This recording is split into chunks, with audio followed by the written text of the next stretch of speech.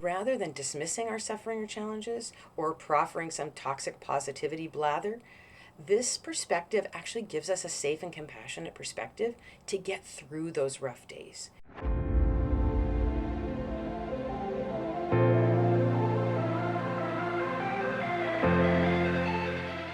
With all of the pain and suffering and stigma that many of us have endured living with our mental health and neurodivergence diagnoses, have you encountered those who consider it, well, flippant, unprofessional, and even disrespectful to use a term like superpowers to describe our diagnoses? Having spent the majority of my life having to explain to others how my brain works, this kind of response to my use of superpowers and superheroes is just one more example of being misunderstood. I guess the best place to start is to mention that words like those are really just a reflection of the many things that people get wrong about superheroes and superpowers. These are usually the words of those who see superheroes, whether they are in comics, movies, or TV, to be just for kids. And this devalues powerful and accessible storytelling mediums and their characters by saying something that is just for kids is worth less than something that's valued by adults. In addition to this devaluing, this perspective is wrong in assuming that superheroes are just kid stuff. While superheroes and comics are part of many children's lives, there is a rich legacy of characters and stories that address profound and complex social and political issues. The history of comics and their related movies and TV shows is filled with fictional characters whose superhuman powers help us tell stories about our humanity and complex social and political issues that surround us. What examples can you give us to have a better understanding of superheroes and the role they have in tackling complex issues? I think the best place to start is with the characters that inspired my perspective and the Embrace Your Superpowers program.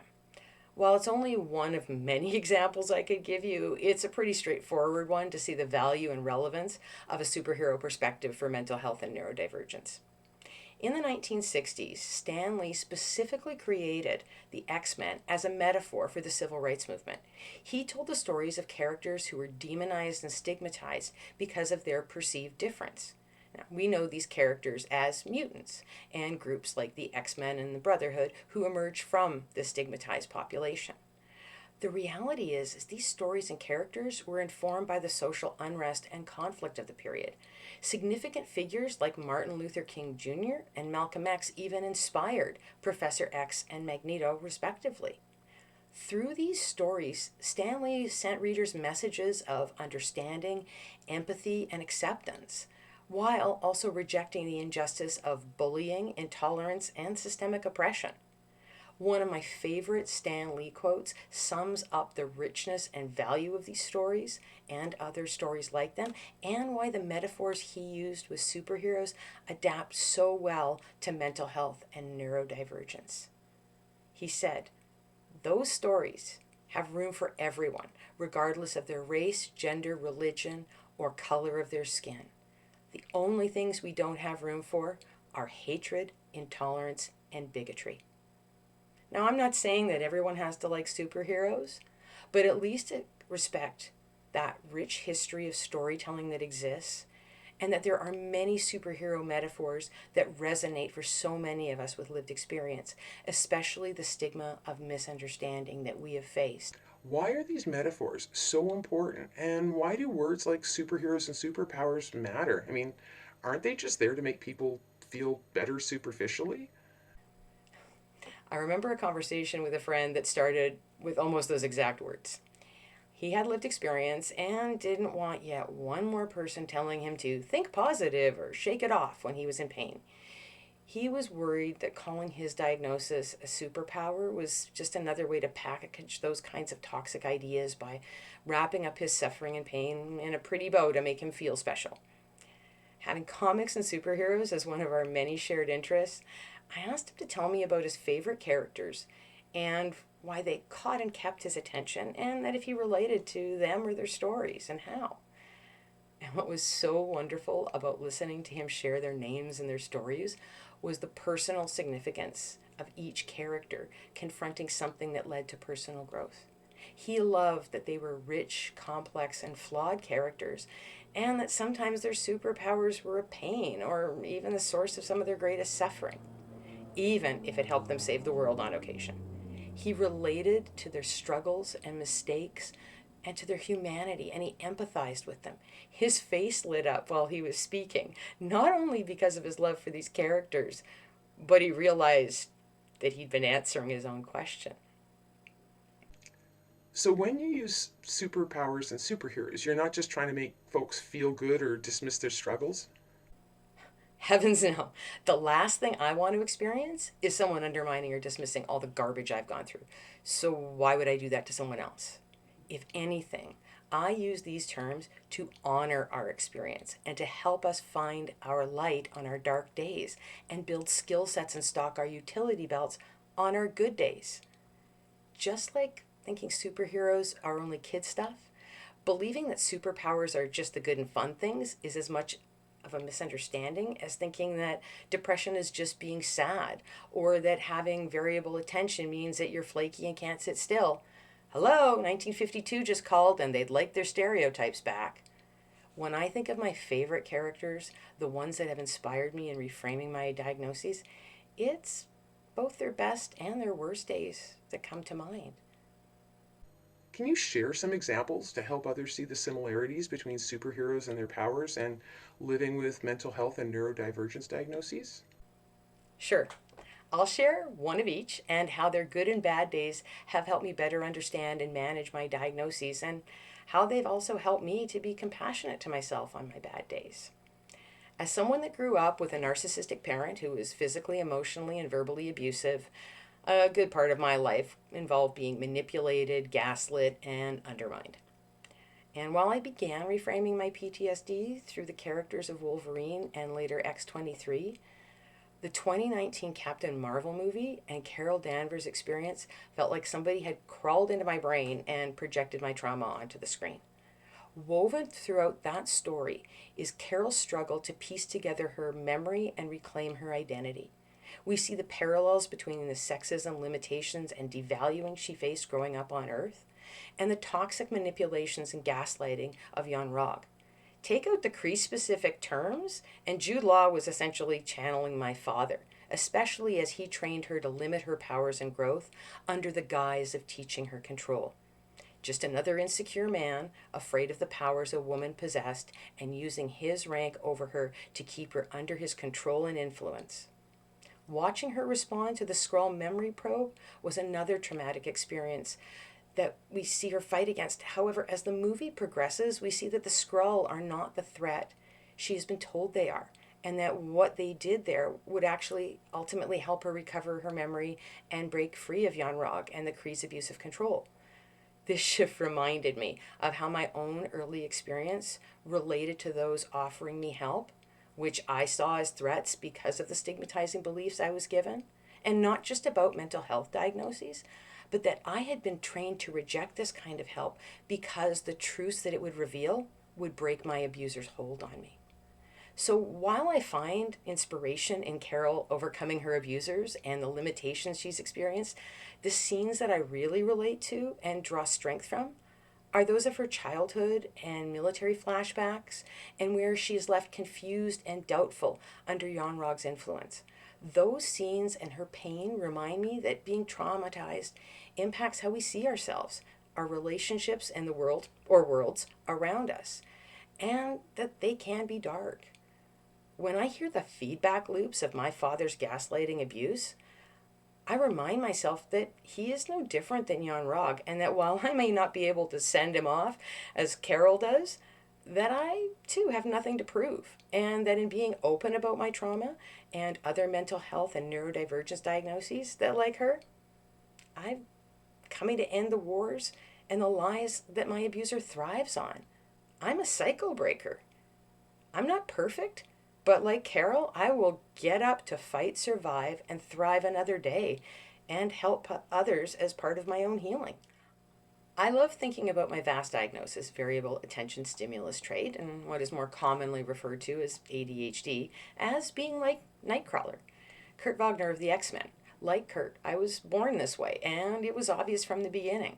And while his differences are marked out with the additional physical traits like blue skin, it's actually a pretty accurate metaphor for how we are often seen. We stand out and others keep us at a distance, especially as a female who lived with these vast traits my entire life, but remained undiagnosed until my 40s because not only of the deficit framing of the diagnostic label, but because girls and women remain underdiagnosed and our vast traits are instead labeled under sexist terms like chatty and flaky, just as he was labeled a demon for what people saw rather than what he truly was.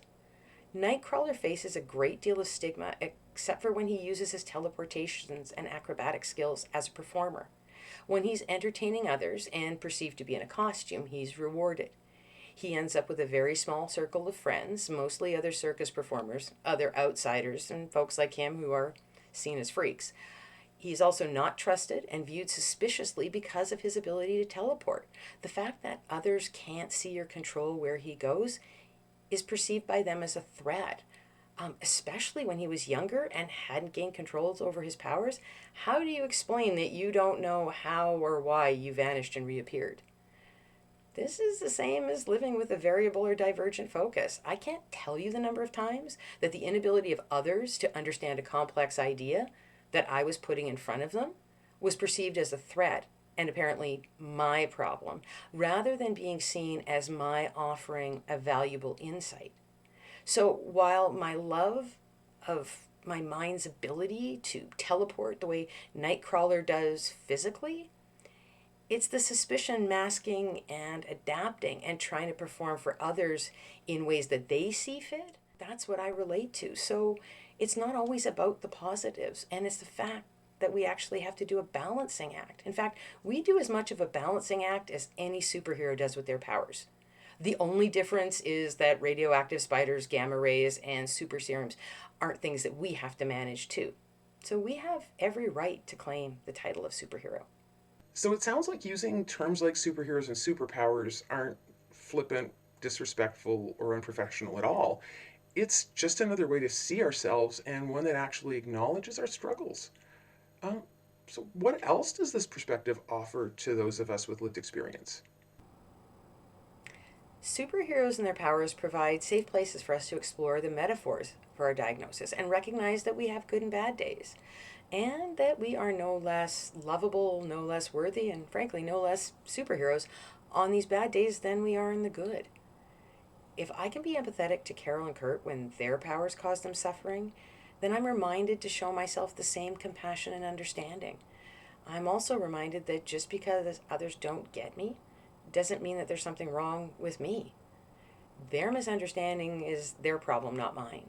Seeing myself this way empowers me, inspires people like me, and educates others about us. Each superhero at some point is seen with misunderstanding and fear because they are different. By reframing and seeing ourselves in this empowering light, we do a number of things that benefit us.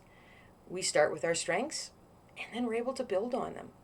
We recognize our challenges and our bad days, and we approach these days and ourselves with acceptance, non judgment, and we meet ourselves where we're at, knowing that every day is a little bit different, and again, we're no less for that. And rather than dismissing our suffering or challenges or proffering some toxic positivity blather, this perspective actually gives us a safe and compassionate perspective to get through those rough days. We are better able to treat ourselves with self compassion, and self compassion is often the first thing that we lose and sometimes give up on trying to get back when we struggle with our diagnoses. So rather than being some fanciful way to sugarcoat our diagnosis or make ourselves feel better temporarily, but then worse when things go sideways, using superpowers and superheroes actually creates a space for us to heal and see ourselves in a new light that acknowledges and accepts the good and the bad, the light and the dark, the harnessed strengths, and the days that our powers hulk out on us. It is with the utmost respect that I call us superheroes and recognize the challenges and suffering that come from our lived experience. It is with that respect that I invite others to join folks like me in claiming that title and joining communities of fellow superheroes. we do better on teams with others like us and with allies that understand us and want to increase their understanding. So that's why I took this perspective from our living room to classrooms and boardrooms, to be like Professor X and find others like me and my kids and create spaces where we could work together, training and supporting each other and create understanding with those around us, like I said, who may not always understand us. That in turn has led to the formation of an online membership community, because I know that it's not only harder for us to work together in times like this during a pandemic, but that even without something this big going on, not all superheroes have supports or allies in their lives. And superheroes always do better on teams and with allies. It doesn't mean we're going to isolate ourselves out from the world. Not at all. Again, think about Professor X. This is about finding others like ourselves, forming communities, and supporting each other. Again, I'm not sure where the downside of seeing ourselves as superheroes with superpowers comes from. That sounds pretty cool. Where can people find more information about this perspective or join your community of superheroes?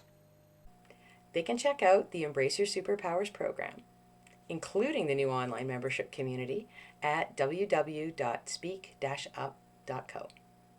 And they can also post their comments and questions below, like and share this video, and if they want more superhero tools and perspectives, subscribe to this channel and follow Speak Up on social media.